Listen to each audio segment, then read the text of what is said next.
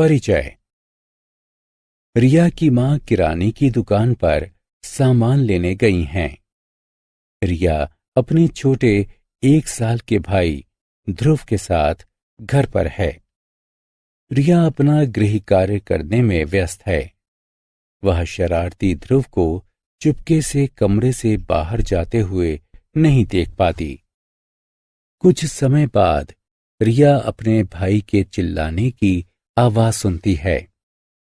वह हड़बड़ाहट में अपने कमरे से बाहर आती है और देखती है कि रसोई में ध्रुव की उंगली से खून बह रहा है। वो ध्रुव को शांत करती है और उसकी उंगली को धोकर उस पर पट्टी बांध देती है। वो अपनी मां को फोन करके दुर्घटना के बारे में बताती है और उन्हें तुरंत घर वापस आने को कहती है।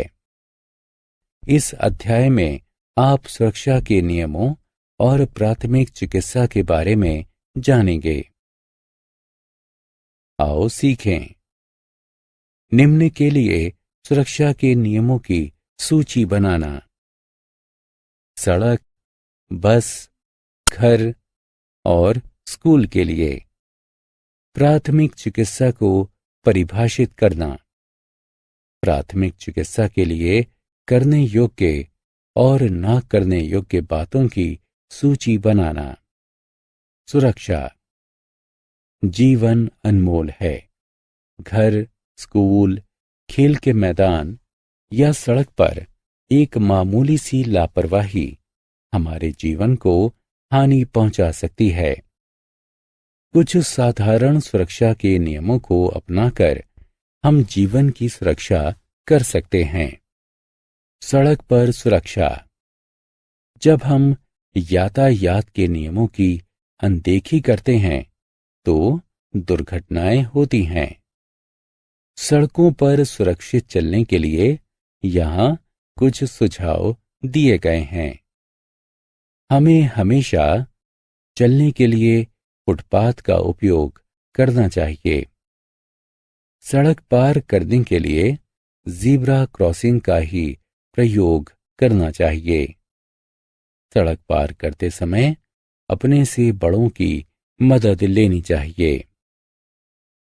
सड़क पार करते समय सबसे पहले दाईं ओर, उसके बाद बाईं ओर और फिर दोबारा से दाईं ओर देखकर ही सड़क पार करनी चाहिए। यातायात बत्ती। सड़क पर हमारी सुरक्षा के लिए यातायात संकेत होते हैं। हमें हमेशा उनका पालन करना चाहिए। सबसे ऊपर लाल बत्ती वाहनों को रुकने का संकेत देती है। सबसे नीचे हरी बत्ती वाहनों को आगे चलने का संकेत देती है और बीच वाली पीली बत्ती इंतजार करने का संकेत देती है। यातायात की बत्ती लाल होने पर ही पैदल वाले यात्रियों को सड़क पार करनी चाहिए। आओ खेलें। सही विकल्प पर क्लिक करें। बस में सफर करते समय सुरक्षा। बस जन परिवहन का एक साधन है। एक बस दुर्घटना होने पर एक ही बार में अनेक जिंदगियां खतरे में आ सकती हैं। इसलिए बस में सुरक्षित यात्रा करने के लिए कुछ नियमों का पालन करना चाहिए। वे नियम हैं: बस में चढ़ने के लिए एक पंक्ति बनानी चाहिए। पंक्ति में खड़े होकर धक्का मुक्की नहीं करनी चाहिए। चलती बस में चढ़ने उतरने की कोशिश नहीं करनी चाहिए। चलती बस में से अपने सिर और हाथ बाहर नहीं निकालने चाहिए। घर पर सुरक्षा। घर एक ऐसा स्थान है जहां हम अपने प्रियजनों के साथ रहते हैं। कुछ साधारण नियमों को अपनाकर आप अपने घर को सुरक्षित रख सकते हैं। ये नियम हैं: सीढ़ियों पर ऊपर नीचे नहीं भागना चाहिए। बड़ों की उपस्थिति में ही कैंची या अन्य धारदार औजारों का प्रयोग करना चाहिए। वस्तुओं को प्रयोग करने के बाद वापस उसी स्थान पर रखना चाहिए। माचिस के साथ नहीं खेलना चाहिए। बड़ों की उपस्थिति में ही पटाखे चलाने चाहिए। गीले हाथों से बिजली के उपकरण को चालू या बंद नहीं करना चाहिए। बिजली के सॉकेट को नहीं छूना चाहिए। आओ खेलें। सही या गलत का चयन करें। स्कूल में सुरक्षा। स्कूल वह स्थान है जहां हम पढ़ना, लिखना, खेलना, साझा करना तथा एक दूसरे का सहयोग करना सीखते हैं। हमें हमेशा स्कूल के नियमों का पालन करना चाहिए, अन्यथा कोई गंभीर दुर्घटना हो सकती है। स्कूल में सुरक्षित रखने के नियम निम्न हैं। मेज पर खड़ा नहीं होना चाहिए। कक्षा में चारों ओर नहीं दौड़ना चाहिए। दूसरों से झगड़ा नहीं करना चाहिए। प्रयोगशालाओं में नहीं जाना चाहिए।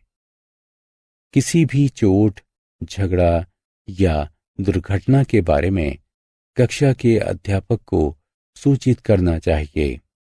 प्राथमिक चिकित्सा। कभी कभी सावधानी बरतने के बावजूद भी दुर्घटनाएं हो ही जाती हैं। गंभीर दुर्घटना से बचने के लिए हमें प्राथमिक चिकित्सा का प्रबंध करना चाहिए।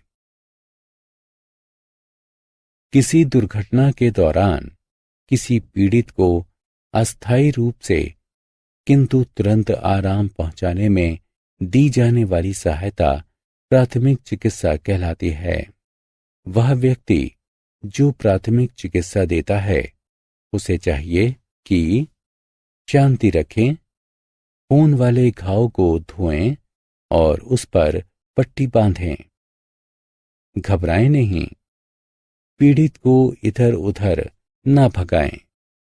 आओ खेलें। आओ देखते हैं कि आपने क्या सीखा। इन चित्रों को देखें। ये उस व्यक्ति की प्राथमिक चिकित्सा के चरणों को दर्शाते हैं जिसकी उंगली कट गई हो, लेकिन ये चरण गड़बड़ हो गए हों। इन्हें सही क्रम में व्यवस्थित करें। हमने क्या चर्चा की? सुरक्षा के नियम हमारी सुरक्षा के लिए बनाए गए हैं। दुर्घटनाओं से बचने के लिए सुरक्षा के नियमों को अपनाना चाहिए। चाकू, कैंची, आग तथा बिजली का प्रयोग करते समय सावधानी बरतनी चाहिए। दुर्घटनाओं से बचने के लिए यातायात के नियमों का पालन करना चाहिए। बस से चढ़ते और उतरते समय नियमों का पालन करना चाहिए। स्कूल और कक्षा में चोटों और दुर्घटनाओं से बचने के लिए सुरक्षा के नियमों को अपनाना चाहिए। किसी दुर्घटना के दौरान किसी पीड़ित को अस्थायी रूप से किंतु तुरंत आराम पहुंचाने में दी जाने वाली सहायता प्राथमिक चिकित्सा कहलाती है।